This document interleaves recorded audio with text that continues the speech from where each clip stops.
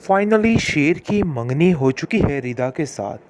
वो अपनी ज़िंदगी में काफ़ी ज़्यादा खुश होता है। लेकिन मसले तब बनते हैं जब रिदा को ये बात पता चलती है कि ये न जाने क्यों फजर के पीछे अपने कज़न को ही मारने पर तुला है और हर इस बंदे से भिड़ जाता है जो इसका अपना होता है।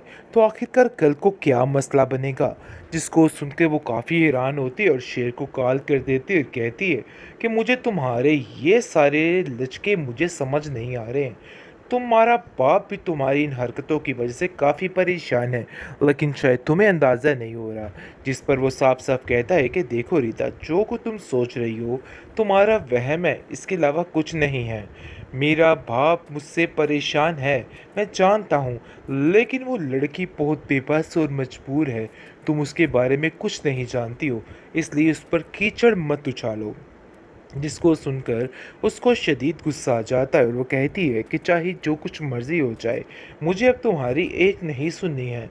ये रिश्ता ज़्यादा देर तक नहीं रह सकता।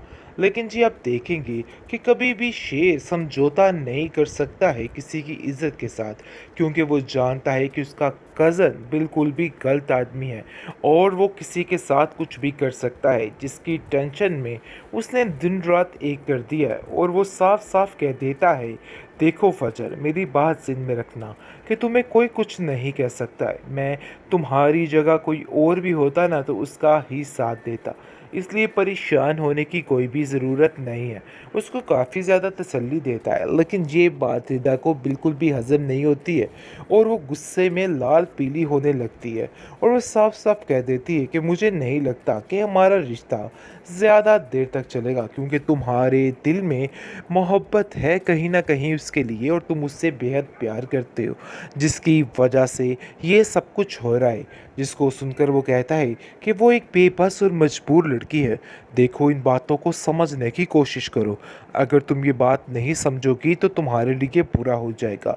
दूसरी तरफ काफ़ी परेशान है फजर का बाप और कहता है कि ऐसा लगता है कि मुझे सारा जहां मेरे मुंह पे चपेड़े ठोक रहा है, क्योंकि मैं अब तंग आ चुका हूँ और हर तरफ मुझे सिवाय निदामत के कुछ और नहीं नज़र आता है। ऐसा लगता है कि जैसे सब कुछ गलत हो जाएगा, सब कुछ खराब हो जाएगा। लेकिन जी आप देखेंगे कि शेर भी काफ़ी हद तक परेशान है, क्योंकि रिश्तों को निभाने की कोशिश करते करते वो थक चुका है। कहीं से कोई उल्ट पुल्ट बात निकल आती है और कहीं से कोई।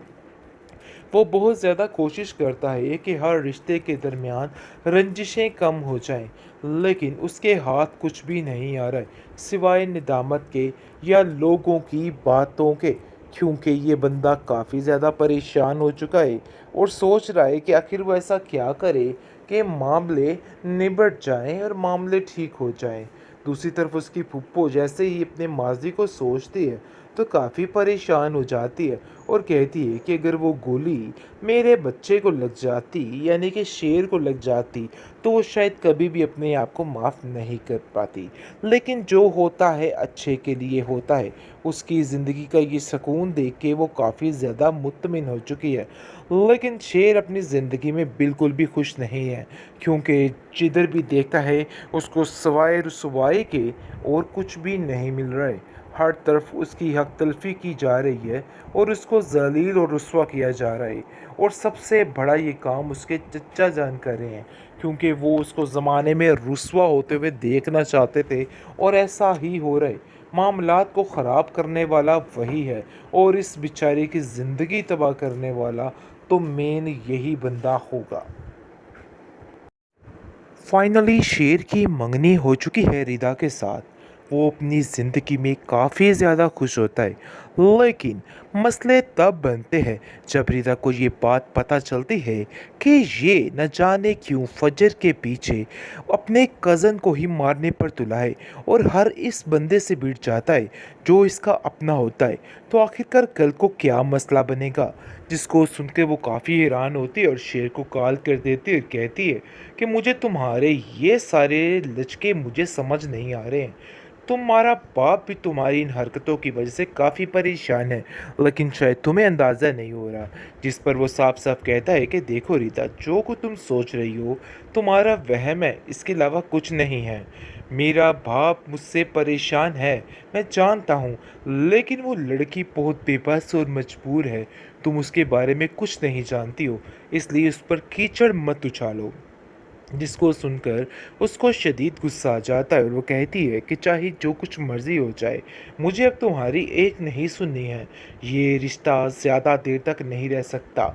लेकिन जी आप देखेंगे कि कभी भी शेर समझौता नहीं कर सकता है किसी की इज़्ज़त के साथ, क्योंकि वो जानता है कि उसका कज़न बिल्कुल भी गलत आदमी है और वो किसी के साथ कुछ भी कर सकता है। जिसकी टेंशन में उसने दिन रात एक कर दिया है और वो साफ साफ कह देता है, देखो फजर, मेरी बात ज़हन में रखना कि तुम्हें कोई कुछ नहीं कह सकता है। मैं तुम्हारी जगह कोई और भी होता ना तो उसका ही साथ देता, इसलिए परेशान होने की कोई भी ज़रूरत नहीं है।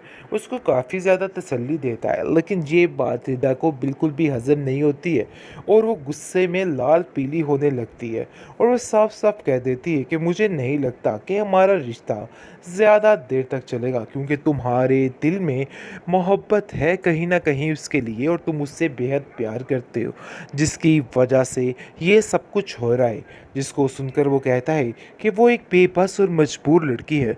देखो, इन बातों को समझने की कोशिश करो। अगर तुम ये बात नहीं समझोगी तो तुम्हारे लिए बुरा हो जाएगा।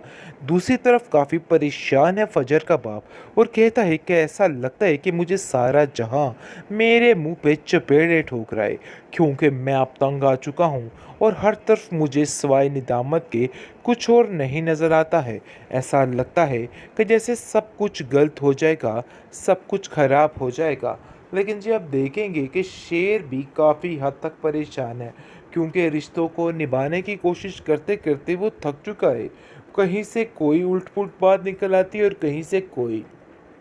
वो बहुत ज़्यादा कोशिश करता है कि हर रिश्ते के दरमियान रंजिशें कम हो जाएं, लेकिन उसके हाथ कुछ भी नहीं आ रहा है सिवाय निदामत के या लोगों की बातों के, क्योंकि ये बंदा काफ़ी ज़्यादा परेशान हो चुका है और सोच रहा है कि आखिर वो ऐसा क्या करे कि मामले निबट जाएं और मामले ठीक हो जाएं। दूसरी तरफ उसकी फुप्पो जैसे ही अपने माजी को सोचती है तो काफ़ी परेशान हो जाती है और कहती है कि अगर वो गोली मेरे बच्चे को लग जाती, यानी कि शेर को लग जाती, तो वो शायद कभी भी अपने आप को माफ़ नहीं कर पाती। लेकिन जो होता है अच्छे के लिए होता है। उसकी ज़िंदगी का ये सुकून देख के वो काफ़ी ज़्यादा मुतमिन हो चुकी है।